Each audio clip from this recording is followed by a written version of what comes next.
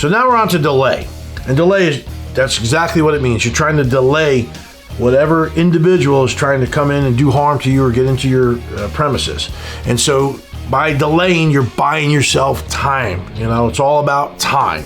And so you want to think about the things you can do while these individuals are trying to get in, that you can do things to delay them. So those are things like, there's these great extra things you can do. If you know somebody's coming, you can put these little bars up under your door handle and you just kick them in with your foot, and it makes it extra hard for them to get in. You have those little wedges that you got to hold the doors open with. You can put those on the other side of the door, kick them in a little bit. That helps from them not trying to get in there. There's even these devices that if you kick it, it flips up, and now it's like you've seen those out there in those road barriers when cars are trying to get through a gate and they just hit a button and these things fly up. It's going to help prevent that door from opening. You can have furniture that I had in certain positions around the home that I can knock over and put, like, almost barricade the door if I had to. So you need to think about those type things. So another thing you can do to help hedge your bets with your door, if you've ever seen these doors, you changed out your door. I just did it recently. The screws are so small. Get some longer screws and screw that puppy into the door. All the hinges into the door buck and into the door itself. Long ones. Anchor them in. So that way those are long. When they try to kick that thing in, big problem for them. Big problem.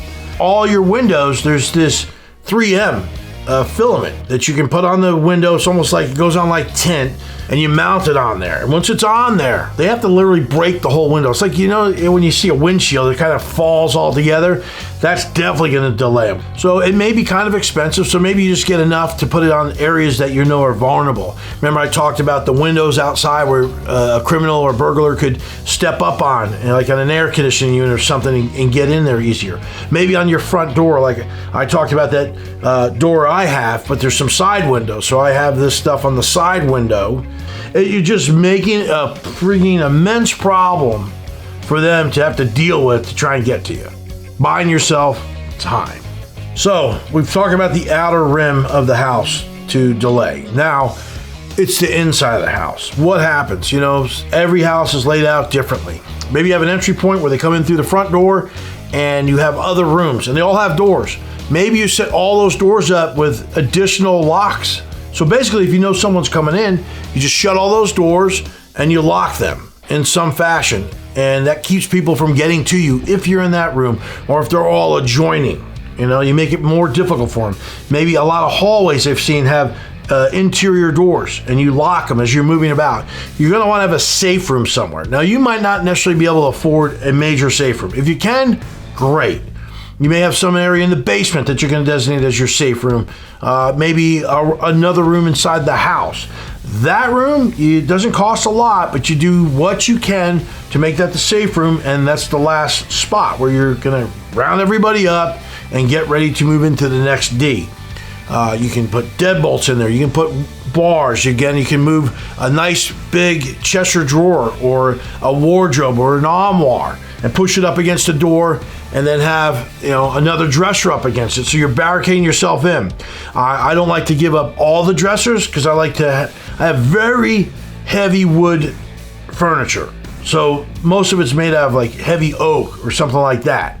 And that way, what I have defensive positions within that room. If I'm at my last, I'm at that point of defend and they're coming in, I'm going to be at, crossfire points. Everyone's going to have a weapon and we're going to be behind cover. So when they come in, they're in the open and we're all behind something to protect ourselves. Where is your safe room area?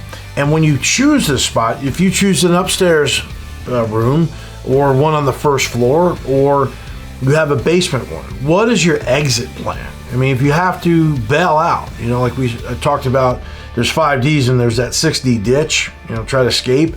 You don't want to cut off any of your exit points unless you're in a very bomb sheltered, hardened safe room that nobody's getting in there unless they brought C4. Okay, so if it's in a normal household where you have a normal home, you might want to have one where there's a window so that you can think about that and have an escape plan. As long as there's no baddies running around the outside in the backyard, you have a plan.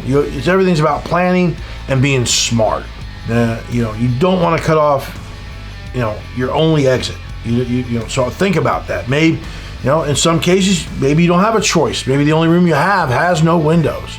And sometimes that's not a bad thing, because if there's a window, somebody's got to be watching in case somebody tries to circle around and there's more than one intruder and they want to come through the window and get you from two different angles. So there's a lot to think about when you're selecting your safe room. So another consideration is, I'm talking about, having an exit plan, a window or a door or something for your safe room is also safety consideration. What if these intruders start a fire while you're in there?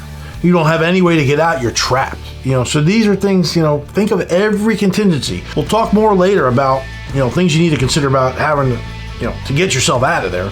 But for right now, I just want you to keep that in your mind about considerations when selecting your safe room and think about all the other safety pieces to it. So that's delay.